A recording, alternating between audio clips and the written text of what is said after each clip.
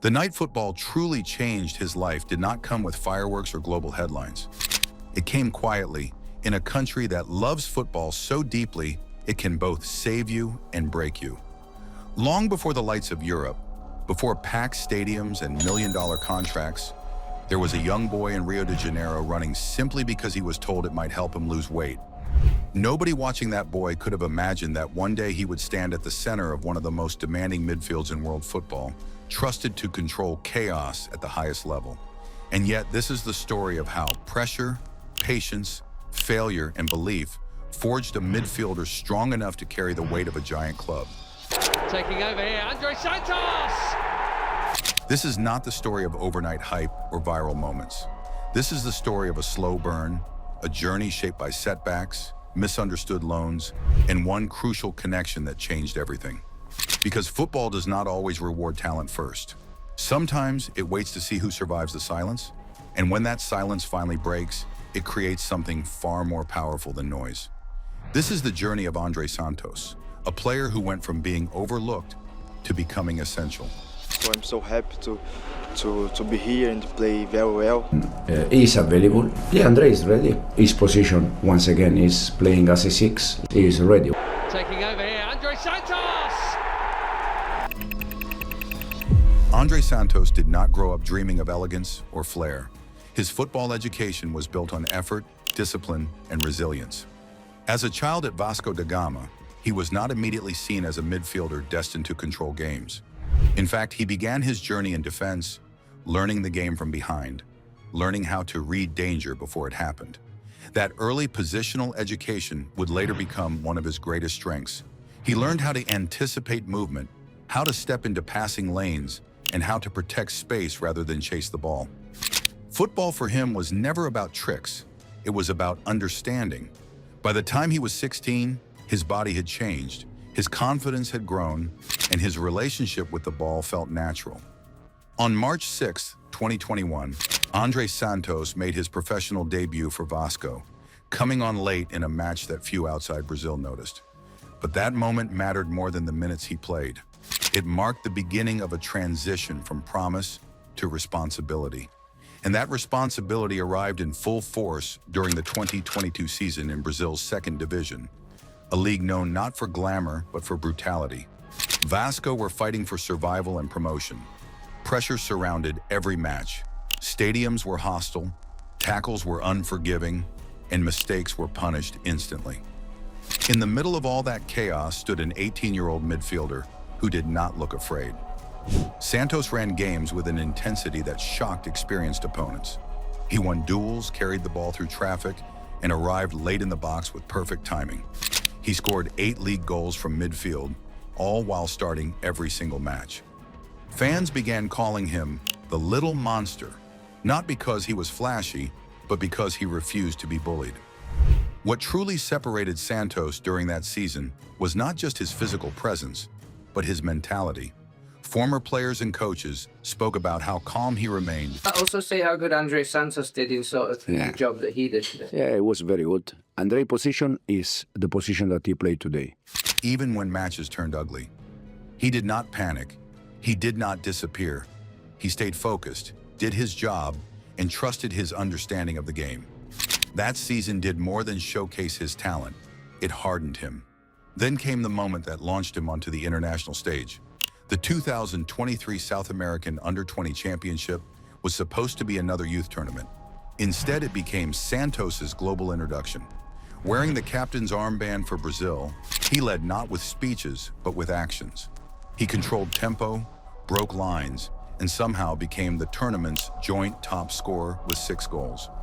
A midfielder finishing as top scorer in a competition filled with attackers told its own story. The defining moment arrived in the final against Uruguay. The match was tense, physical, and locked in a stalemate. Then in the 84th minute, Santos rose above everyone and powered home a header that sealed the title. Brazil were champions.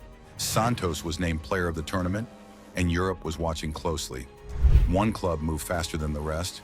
Chelsea, already committed to building around youth, secured his signature for around 12 million euros. It was a statement of belief. But football is rarely straightforward. Because Santos had been playing in Brazil's second division, work permit rules delayed his move. Instead of joining Chelsea immediately, he had to return to Vasco on loan, waiting for clearance, waiting for the next chapter to truly begin. When that chapter finally arrived, it did not unfold as expected. Santos impressed during preseason, looking composed even against elite Premier League opponents. The plan was clear. A loan move would give him minutes, rhythm, and adaptation to English football. On paper, it was perfect. In reality, it became the most frustrating period of his career. At Nottingham Forest, opportunities were scarce. The club was fighting for survival, changing managers, And Nottingham Forest have sacked head coach Nuno Espirito Santo. and prioritizing experience over development. Santos found himself behind established midfielders, rarely trusted, often left out of the squad entirely. Weeks passed without minutes. Confidence could have collapsed. Many young players would have spoken out, blamed circumstances, or mentally checked out. Santos did none of that. Even the outgoing manager admitted that if Santos had belonged to Forest, he would have played more. But football politics do not reward patience. Chelsea recognized the stagnation and recalled him in January 2024. His momentum had slowed, but his mindset remained intact. He was still waiting, still working, still believing. That belief was rewarded in France. His move to Strasbourg changed everything. What was meant to be a short loan turned into the most important season of his development. From the moment he arrived, he was trusted, he was given responsibility, and most importantly, he was understood. At the heart of that understanding was Liam Rosenior. Rosenior did not try to force Santos into a rigid role. Instead, he built around his strengths. Liam, so I love my ex-coach. He's amazing. It's hard to say about Liam because he sings when I joined Strasbourg, so he helped me a lot. Playing in a system that allowed him to move freely, Santos became a true box-to-box force. He scored 10 league goals, dominated defensively, and led the league in tackles. But beyond numbers, his intelligence stood out. He was no longer seen as just an energetic runner. He controlled games. He chose when to slow play, when to accelerate, and when to sacrifice his own positioning for the team. Rosenior often spoke about the little things Santos did that never appeared on stat sheets: his positioning, his awareness, his selflessness. By the end of that season, Santos was no longer a prospect. He looked ready. His return to Chelsea was quiet. There were no dramatic announcements, no viral clips. The midfield was crowded. Established stars dominated headlines. His role was unclear, his future uncertain. But then football offered him something rare: continuity. When Rosenior arrived at Chelsea mid-season, the connection instantly reignited. There was no adjustment period, no confusion. Santos knew exactly what was expected. And for the first time in England, he was given a clearly defined role. Instead of charging forward, he was placed at the base of midfield, deeper, calmer, responsible for controlling build-up, protecting the defense, and offering an escape under pressure. It was a demanding role that required composure, awareness, and trust. Santos thrived. Match by match, his influence grew. He began dropping between center backs, receiving the ball on the half-turn, breaking the first line of pressure with simple, intelligent passes. His passing accuracy climbed. His confidence followed. Performances like his near-perfect display in a cup match against Arsenal showed how comfortable he had become under pressure.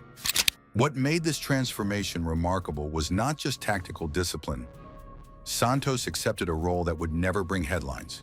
He sacrificed visibility for stability, and in doing so, he unlocked the midfield around him. With Santos anchoring play, teammates gained freedom. Pressing became more aggressive. Attacking runs became bolder. Balance returned. Matches that once felt chaotic now felt controlled. Chelsea stopped looking rushed. They started looking deliberate. Defensively, his growth was just as clear. Santos tracked runners deep into his own box, shut down transitions, and protected space rather than chasing the ball. He read danger early, stepping in before situations escalated. It was the same intelligence he learned years earlier in defense, now refined at the highest level. Tactically, he became indispensable. Chelsea shifted shapes fluidly, and Santos adapted seamlessly. Sometimes he formed a back five. Other times he stepped forward, carrying the ball through midfield like he once did in Brazil. Few players his age could switch roles so effortlessly. Off the pitch, his presence mattered too. As one of the Brazilian voices in the squad, he helped new arrivals settle, bridging cultural gaps, reinforcing tactical ideas, and strengthening team unity. These details rarely make highlights, but they build winning environments. Andrey Santos will not always trend on social media. He will not dominate marketing campaigns. But football is not won by noise. It is won by structure, intelligence, and trust. And Santos has become the foundation of all three. This is no longer a story about potential. This is a story about arrival. A player shaped by setbacks, refined by patience, and elevated by the right guidance. From Rio to London, from rejection to responsibility, Andrey Santos has become proof that the strongest footballers are not always the loudest. Sometimes they are the ones who learn how to control everything quietly. And if his journey so far has taught us anything, it is this. When football finally gives Andrey Santos space to breathe, he does not just survive, he leads. And this is where the story stops being just about one player and starts becoming about belief. Because Andrey Santos' rise is not loud or flashy, it forces you to actually watch football differently. It asks a simple but uncomfortable question. How many players like this do we miss because they do the work that cameras don't chase? How many careers are nearly derailed because the timing, the system, or the trust is not right? Santos did not change who he was to survive at the top. He waited until football caught up to him. Now, as Chelsea move forward, his role will only grow. The deeper he plays, the more responsibility he carries. Rhythm, balance, control, discipline. These are not easy things to master, especially in a league that punishes hesitation. Yet Santos makes it look calm, almost invisible. And maybe that's the point. Maybe the most important players are the ones who make chaos disappear. So here's the real question. Do you think Andrey Santos is already one of Chelsea's most important players, even if he isn't the most talked about? Can he become the long-term heartbeat of this midfield, or will he always be underestimated because his game is built on intelligence rather than spectacle?